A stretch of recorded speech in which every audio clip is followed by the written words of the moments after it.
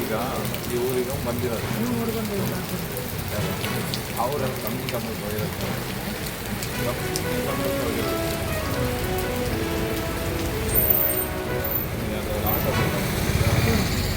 Chicken ಹೇಳಿದ್ದೆ ನನ್ನ ಮನೆಗೆ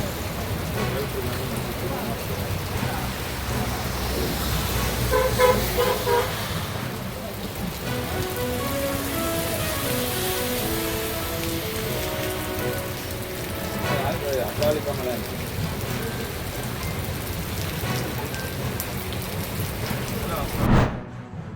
ಸೋನಿಯಾ ಇದು ರಾಹುಲ್ ಗಾಂಧಿ, ರಾಜೀವ್ ಗಾಂಧಿ, ಇಂದಿರಾ ಗಾಂಧಿ ಹೆಸರಿನಲ್ಲಿ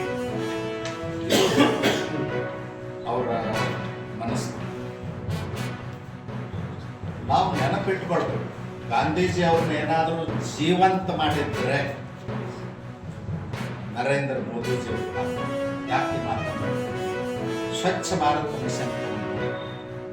ಸ್ವಚ್ಛ ಭಾರತ ಮಿಷನ್ ಯಾರ ಆಶಯಕ್ಕೆ ಅನುಗುಣವಾಗಿದ್ದು? ಮಹಾತ್ಮ ಗಾಂಧೀಜಿಯವರ ಸ್ವಚ್ಛ ಭಾರತ ಮತ್ತು ಗ್ರಾಮಗಳ ಅಭಿವೃದ್ಧಿ, ಗ್ರಾಮಗಳ ವಿಕಾಸ ಆಗಬೇಕು ಅನ್ನೋದು ಮಹಾತ್ಮ ಗಾಂಧೀಜಿಯವರ ಜೀವಿತ.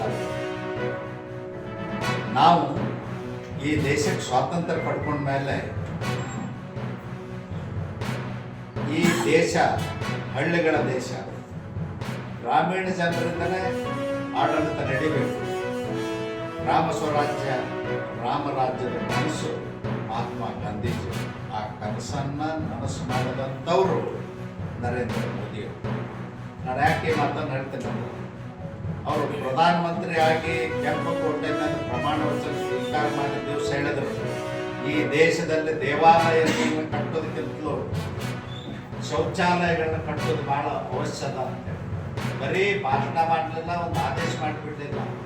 ಈಗಾಗಲೇ 13 ಕೋಟಿ ಶೌಚಾಲಯಗಳನ್ನ ದೇಶದಲ್ಲಿ ನಿರ್ಮಾಣ. ನಾವೆಲ್ಲ ಹಳ್ಳಿಯಿಂದ ಬಂದವರು. ಹಳ್ಳಿಗೊಂದು 20 ಕೋಟಿ ರಸ್ತೆ ಇತ್ತಂದ್ರೆ ಎದರ ಬದರ ಹೆಣ್ಮಕ್ಳು ಗಂಡ್ಮಕ್ಳು ಶೌಚಾಲಯಕ್ಕೆ ಕೊಡ್ತಾರೆ, ತಂಬಿ ತೊಗೊಂಡ್ಬೇಕು.